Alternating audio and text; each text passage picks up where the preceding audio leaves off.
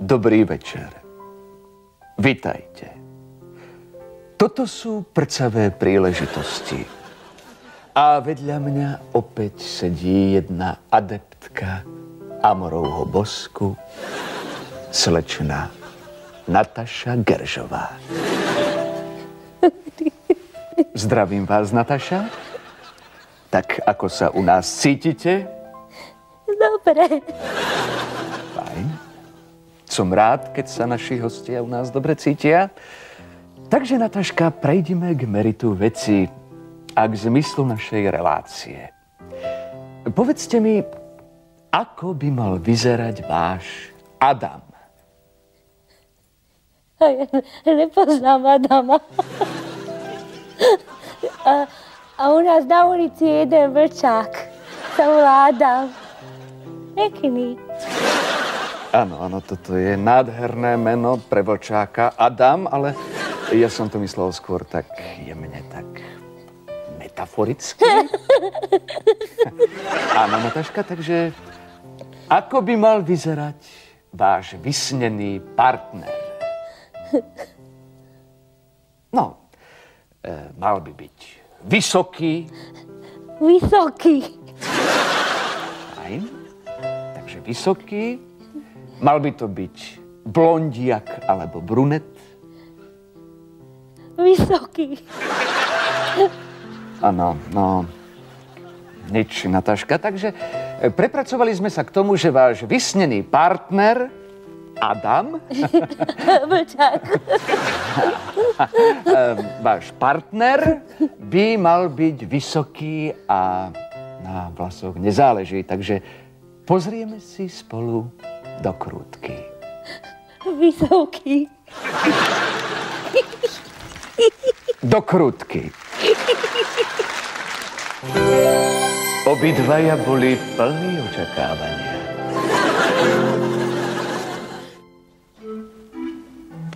Čau. Čau. Nepotýkame si? Môžeme. No, ja som nejaký Florián, ale kamarádi mi hovorá Keket. Pekné. Ja som nejaká Nataša Geržová. Teší ma. Velice pekné meno, že Geržová. Som výsadkár. V armáde? Ne, vysádzam zemáky. Vysádzal som. Teraz som na voľnej nohe. A ty čo robíš? Dojka. Dojka, všetci sa bojka. No. Si zábavná povaha. Tak aj ty máš velice peknú postavu. Teda mala si, ale to, čo z nej zestalo, tež není na vyhodzený. Kam by som to vyhadzovala? Ty tiež pešák. Si musela mať spustu ženských. No, není som síce žiadny Maroš Kramár, ale niečo bolo. V rámci možnosti, vieš. Ale aj prsa máš pekné. Ujdu. Ja kúkam, jedno už aj ušlo. Si vzdelaný. No, veľa čítam, víš. Hlavne som špecialista na príchody a odchody vlakov. To mám zmaknuté. Krivan 13.26. Ale chodzi až 27, víš, meška. Ale napríklad Prndolino 17.40, to je presne jak hodiny. Bývaš na stanici? Býval som. Teraz bývam pod mostom. A to musí byť drahé. Drahé. Nestažujem si, víš, v rámci možnosti stíhať. Drahé, bol som v Prahe. Ja som bola v Lučenci. Ale to už bolo dávno. Považam 17.23. Neviem. Počuj, keď už tu tak sedíme, nedáme si kávičku? dobre.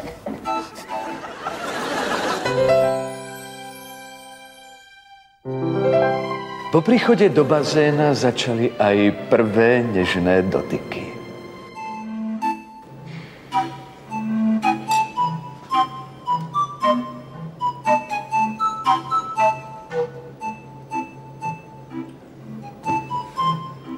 Počúvaj, Nataša, môžem sa takto chyciť?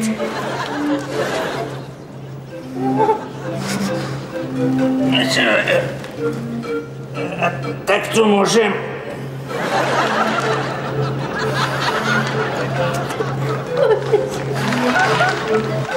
Počúvaj, môžem si strčiť jazyk medzi zuby? Radšej ne. Počúvaj, Nataša, a môžem... Ja som ešte ani pripravená. Aj ne, sa ťa chcem opýtať, či sa môžem ísť vyšťať.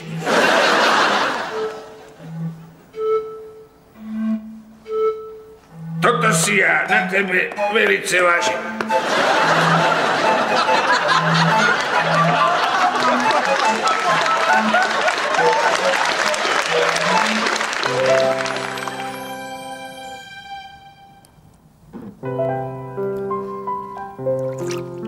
Je milý. Vonia mi ako čerstvo otvorená zaváranina. To mi pripomína domov. A vie, ako sa správať k ženám. Aj v vzdelaní. A práve to mi na ňom neprekáža. A myslím, že je do mňa.